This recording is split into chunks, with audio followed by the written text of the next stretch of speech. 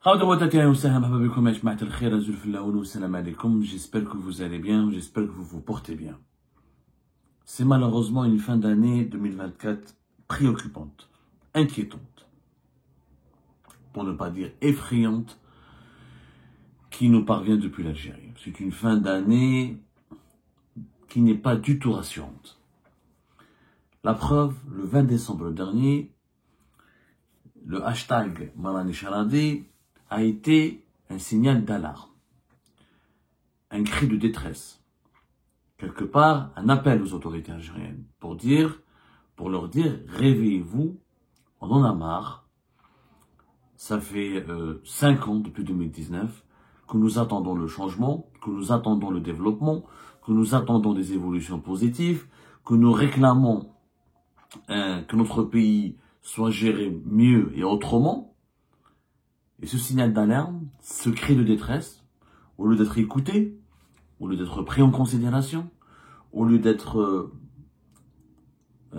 trouver une oreille attentive au sein du régime algérien actuel, c'est une toute autre attitude qui a été adoptée, une attitude encore plus radicale, une attitude encore plus dangereuse, une attitude encore plus brutale. Puisqu'au lieu de tendre l'oreille, le régime algérien a décidé de tendre le coup de poing, de tendre le bâton, de tendre les menottes, de tendre les armes, tout simplement, il a choisi l'option de la répression. Nous avons pu confirmer au cours de nos investigations que, au cours de ces 48 heures, depuis le 22 décembre jusqu'à aujourd'hui, 24 décembre, plusieurs dizaines d'arrestations ont été effectuées par les services de sécurité en ciblant les internautes, les Algériennes et les Algériens qui ont partagé sur les réseaux sociaux, que ce soit sur Instagram, sur TikTok, ou là sur Facebook, ou là sur YouTube, des vidéos dans lesquelles ils adhèrent, ou ils partagent, ou ils s'inscrivent dans le sillage de cet hashtag Marani Charadi DZ. En tout, nous avons recensé plus d'une quarantaine d'arrestations. Je dis bien plus d'une quarantaine d'arrestations. Ce sont des Algériens et des Algériens qui sont originaires de plusieurs wilayas du pays, dont il y a même d'entre eux un certain journaliste, qui est Abdelwakil Blam, qui a été arrêté de cela avant-hier. Abdelwakil Blam, journaliste qui a été Fnahar, qui a été Chorour, qui a travaillé le Bilal, qui a travaillé dans plusieurs médias arabophones, qui était l'un des membres fondateurs du mouvement Barakat en 2014. Il a fait l'objet d'une arrestation parce qu'il a partagé justement, il a commenté, il a donné son avis sur cet hashtag Marani Charadi. Selon nos informations, il a été relâché 24 heures après. On attend toujours les confirmations. Ceci dit, une quarantaine d'Algériens et d'Algériens n'ont pas été encore relâchés, ils ont été placés en garde à vue par les services de sécurité de différentes wilayas du pays. Quel est le tort de ces Algériens et des Algériens? Ils ont partagé, ou là ils se sont affichés, ils ont demandé, ou là ils ont dit tout simplement Belli Malham Charadien. Ils ne sont pas contents, ils ne sont pas satisfaits. Marani Charadi. C'est une situation alarmante. Je dirais même une situation déplorable. Parce qu'encore une fois, ces jeunes-là, qu'est-ce qu'ils ont fait? Mis à part crier leur colère, de façon très civilisée d'ailleurs, crier leur rage, leur détresse, et demander ce qui semble être légitime, ce qui semble être normal, ce qui semble être naturel. Quel est le citoyen? Quel est l'être humain? Quel est l'homme ou la femme? Quel est l'individu qui ne voudrait pas que son pays d'origine, son pays natal, ou que son pays dans lequel il vit, se porte mieux, évolue positivement, se développe à travers une justice sociale, à travers des institutions politiques légitimes, à travers des dirigeants légitimes, à travers un véritable développement économique, à travers une véritable croissance économique, à travers une répartition équitable des richesses, à travers une création réelle de richesses. C'est tout ce qu'ils ont demandé. Je n'ai pas vu. J'ai ausculté toutes les vidéos qui ont pu circuler avec le hashtag Marani Charadi. La majorité écrasante de ces vidéos, de ces messages qui ont été diffusés massivement sur les réseaux sociaux sont des appels à la paix, des appels à l'unité nationale, des appels au changement démocratique, au changement de mode de gouvernance, des appels de fraternité, des appels d'amour, des appels d'espoir. Il n'y a pas eu un appel de violence. Il n'y a pas eu un appel de haine. Les arrêter, les malmener, bien sûr, les arrestations, c'est toujours de la brutalité, arrêter les gens dans les rues, au niveau de leur travail, au niveau de leur maison, les convoquer, les embarquer, manu militari, les soumettre à des interrogatoires, déplacement en garde à vue. Je parle de plus d'une quarantaine de personnes, pour le moment, qui sont placées encore en garde à vue et qui seront probablement présentées dans les heures à venir ou dans les jours à venir devant un tribunal, et qui risquent pour un certain nombre d'entre eux une peine de prison, puisque une incarcération, un placement sous mandat de dépôt, puisque visiblement, d'après mes sources, le régime algérien a décidé de réagir fermement, brutalement, violemment, très sévèrement contre les partisans du hashtag Bancharadi pour envoyer un message clair et net à la population. Nous ne tolérons pas aucune contestation possible. Nous ne voulons pas de la contestation. Nous ne voulons pas de la critique. Nous ne voulons pas de la remise en cause. Nous ne voulons pas des comportements rebelles ou séditieux ou comment je l'appelle ça. Tout simplement, on ne tolère aucune forme d'opposition. Voilà le message. Ils ne veulent d'aucune forme d'opposition. Alors d'un côté, ils veulent dire un dialogue national. Il faut préserver l'unité nationale. Il faut que les Algériens, on a inventé notre hashtag, Rani Ma'abladi. Ok, mais Maranish Radi, Maranish contre Maranish Ma'abladi. Ça n'a aucun sens. On est en train, le patriotisme exige au contraire de lutter pour l'avenir et le présent de son pays. Le patriotisme, c'est d'exiger le meilleur pour son pays. C'est de demander le meilleur et le bien pour son pays. C'est d'exiger de se battre et lutter pour des évolutions positives. Qu'est-ce qu'un pays qui évolue positivement? C'est un pays où la justice devient indépendante, c'est un pays où il y a une justice sociale, où il y a de l'emploi, où il y a du travail, où il y a des possibilités de s'enrichir, de s'épanouir. C'est un pays où on peut gagner sa vie dignement. C'est un pays où on peut avoir un ministre qui n'est pas des ministres, qui ne sont pas des ministres corrompus. C'est un pays où on doit avoir un président qui soit compétent, qui ne soit pas corrompu ou illégitime. C'est un ministre où l'armée respecte la population et ne se mêle pas de politique tout le temps. C'est quoi? C'est les critères de la modernité. Un pays moderne. C'est un pays où le bien-être et les besoins de la population sont au cœur des préoccupations ou des priorités des politiques publiques. Malheureusement, en Algérie, on n'est pas dans ce cadre-là, puisque c'est les besoins et les intérêts des dirigeants qui sont au cœur des préoccupations ou des priorités des politiques publiques. Ce ne sont pas les besoins et les préoccupations des populations. Tout ce qu'ils ont demandé. Mais on va faire une manifestation. Ils n'ont pas demandé à organiser un rassemblement. Ils n'ont pas dit que le Hirak doit revenir. Ils n'ont pas dit qu'on doit destituer Tebboune. Ils n'ont pas dit qu'on doit se débarrasser de l'armée. Ils n'ont pas dit qu'on doit brûler le pays. Ils n'ont pas dit qu'on doit toucher à l'unité nationale. C'est des jeunes qui se sont exprimés pacifiquement. Bien sûr, plus tard, après le 20, dès que ce hashtag est apparu sur les réseaux sociaux, il a fait ravage le 20 décembre. 22-21 décembre, la riposte des appareils propagandistes du régime algérien ont créé un hashtag Rani Ma'abladi qui n'a aucun sens puisque Mekkesh Wahad ira contre l'Algérie. Nous sommes tous avec l'Algérie en fait.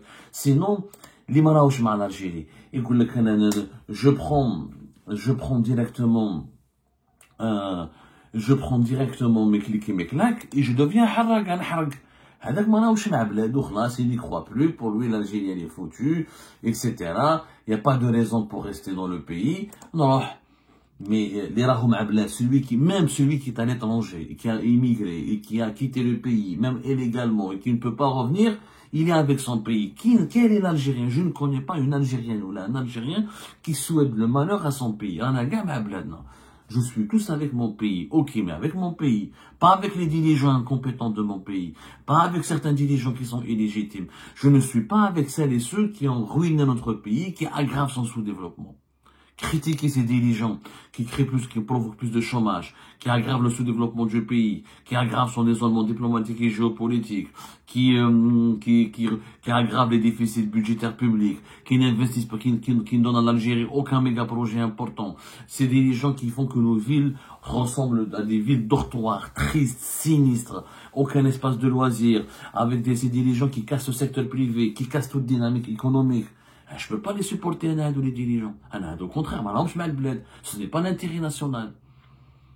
Ces arrestations sont un très mauvais départ pour l'Algérie qui termine l'année 2024 et qui s'apprête à entrer dans une année 2025 extrêmement compliquée où les défis, où la conjoncture internationale sera totalement hostile à l'Algérie. Le régime algérien, au lieu encore une fois de tirer la leçon de la chute de Bachar al-Assad, et la leçon, elle est claire, une dictature aujourd'hui, dans notre région, dans l'Afrique du Nord et au Moyen-Orient, elle n'est plus viable. Une dictature qui bâtit sa légitimité. Attention, je parle d'une dictature, je pèse mes mots. Il y a des dictatures qui vont survivre. Pourquoi? Parce que c'est des dictatures qui n'ont pas bâti leur légitimité uniquement sur l'antisionisme, sur la question palestinienne, sur le soutien, sur les considérations diplomatiques internationales et sur la peur de l'étranger ou la peur d'une invasion étrangère. Qu'il y a des dictatures qui ont bâti leur légitimité sur la prospérité économique, sur l'unité nationale, sur l'amélioration du cadre de vie de la population, sur la reconstruction du pays. C'est un dictateur. Sisi, qui est né en Égypte, parce qu'il dit que grâce à lui, la machine économique a redémarré. Bon, avec 2020, la crise de la Covid-19, depuis 2020, l'Égypte, ça va très très mal.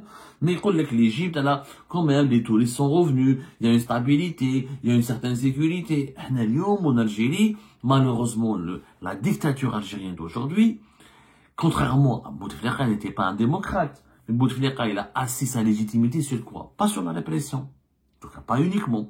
Pas sur la persécution. Non, il a assis sa légitimité sur l'argument de la paix. J'ai ramené la paix, j'ai ramené la réconciliation nationale, c'est fini la décennie noire. Ensuite, le développement économique du pays. Et l'épanouissement de la... Pour Bouteflika, il y a eu un développement. 3 600 000 logements, des bidonvilles qui ont été supprimées, des villes qui ont été reconstruites, des 7 tramways dans cette ville, un métro vers Alger, il y a eu quand même l'autoroute Est-Ouest, il y a eu la grande mosquée d'Alger, il y a eu des infrastructures qui ont été nouvelles, il y a eu le très beau palais des conventions, fait Club des Pins. Il y a eu des villes qui ont été améliorées, il y a eu des villes comme Esthétique, il y a eu des villes comme Tlemcen, il y a eu des projets importants في Waran, il y a eu des Sheraton, il y avait des hôtels, il y a un nouvel aéroport à Alger, il y a eu deux nouveaux aéroports à Alger, quand même. On sentait un dynamisme, il y avait l'enseigne, il y avait la disponibilité des biens de consommation, il y avait une classe moyenne qui a émergé. Après, le modèle de Bouteflika a connu une fin de vie extrêmement difficile et tragique parce que la succession de Bouteflika a été mal négociée. La maladie de Bouteflika depuis 2013 et sa disparition du champ politique en 2016-2017 a aggravé la mauvaise gestion du pays. Elle a accéléré la chute du régime parce que voilà, le leader, celui qui était le garant du bon fonctionnement du régime, est parti, est tombé malade, n'était plus disponible n'était plus capable de diriger. Mais aujourd'hui, le régime actuel, il bâtit sa légitimité sur quoi? Haïr Israël, haïr le Maroc, haïr les Émirats, la peur de l'invasion étrangère, la peur d'une menace extérieure, et le développement économique, il en parle, mais on voit rien. Les pénuries, l'inflation à 2 chiffres, les ruptures de stock, l'indisponibilité de plusieurs biens de consommation, le chômage qui augmente, la harga qui explose, la malvie, la pauvreté. Comment voulez-vous que les gens disent un pays dans lequel tu ne vis pas bien, tu peux pas acheter une voiture, tu peux pas acheter une pièce détachée, tu peux pas trouver un pneu, tu as du mal à trouver des médicaments, et les biens de consommation, les produits alimentaires qui étaient abondants à l'époque de Bouteflika sont devenus aujourd'hui extrêmement luxueux. Un pays où la viande est un luxe, un pays où même le café est en train de devenir un luxe. Un pays où plusieurs produits alimentaires sont en train de devenir un luxe. Ce n'est pas un pays dans lequel on a envie de rester, c'est pas un pays dans lequel on a envie de faire sa vie, il faut être sincère. Les Algériens, c'est des êtres humains comme tout le monde. Ils ont le même souhait, ils ont la même volonté, ils veulent vivre dans un pays où ils se sentent respectés, où leur dignité est préservée, où ils peuvent vivre, travailler, où ils peuvent gagner leur vie dignement, où ils peuvent rêver, où ils peuvent aimer, où ils peuvent fonder des familles, où ils peuvent faire des enfants, sans s'inquiéter comment terminer les fins de mois. À dire la réalité, Un pays, aujourd'hui, on n'a pas de projet. Mais à part Rajbilet, aucun autre projet n'a été fait. Les projets de dessalement de l'eau de mer, ils ont tardé. Bouteflika, il a fait 11 stations de dessalement de l'eau de mer quand même. On a réglé le problème de l'eau. Bouteflika fait Alger, qu'on a l'eau une fois par 3 jours. Grâce à la station de dessalement de l'eau de mer de Hama, on a réglé beaucoup de problèmes. Les investisseurs étrangers, au contraire, ils sont en train de partir. Je viens d'en faire ça, là. Mais qu'est-ce, les voitures, mais qu'est-ce une voiture? Les voitures coûtent extrêmement cher. L'instabilité réglementaire, il y a des lois qui sont adoptées, ensuite qu'elles sont bloquées, un État qui dépense beaucoup d'argent pour lui, mais qui dit aux citoyens, vous devez économiser, la voiture n'est pas un luxe, les vêtements ne sont pas un luxe, la viande, c'est un luxe, plutôt la voiture est un luxe, les vêtements c'est un luxe, la viande, manger de la viande c'est un luxe. Moi, les budgets à la présidence, à le gouvernement, les différents ministères explosent. Quand on dit cela, on n'est pas l'ennemi de l'Algérie, on n'est pas anti-algérien, on manque pas de patriotisme. Contraire, on est inquiet pour notre pays, on a envie que notre pays change. Maintenant, la théorie complotiste, c'est une honte de réduire tous ces Algériens à des agents du Maroc et d'Israël. Donc celui qui proteste ou qui conteste a d'être de les Marocains, de les Israéliens. C'est pas normal ce langage. On doit tous être contents en fait. C'est-à-dire qu'on doit devenir des sujets, pas des citoyens. On doit tous répéter, tous en même temps, la propagande officielle. Que nous sommes un pays menacé, que malgré la menace nous survivons, que parce que nous sommes menacés on doit se taire et fermer notre gueule et se contenter de ce que le pouvoir, de ce que les autorités nous donnent ou nous permettent de vivre. Ou on est un soutien des autorités, ou on est un mauvais Algérien. Il n'y a pas de juste milieu, il n'y a pas une troisième catégorie, un citoyen critique. Est-ce qu'on a le droit d'être un citoyen critique, tout en aimant son pays, tout en se permettant des critiques objectives et constructives vis-à-vis des dirigeants et des autorités de ce pays? Moi, je dis une chose, libérez ces personnes qui ont été arrêtées. Dialoguez avec elles, écoutez-la.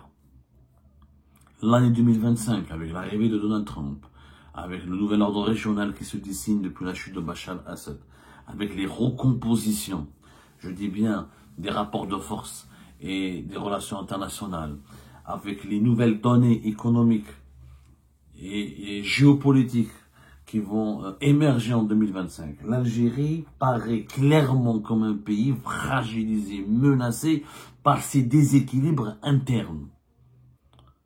Le déséquilibre interne, il est entre un régime et une population qui n'ont pas les mêmes attentes. Entre un régime qui n'arrive plus à prendre en charge les besoins de sa population. Entre un régime qui est dépassé par les mutations mondiales qui l'entourent. Et pas un régime qui répond uniquement par la violence, par la répression, qui n'est pas capable de parler, d'écouter et de dialoguer paisiblement. Je le dis encore une fois, l'année 2025 sera extrêmement compliquée et difficile pour l'Algérie.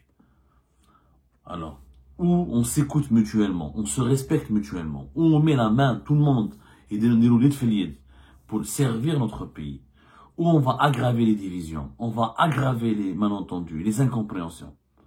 Et ce moment-là, bonjour, les crises les plus dangereuses.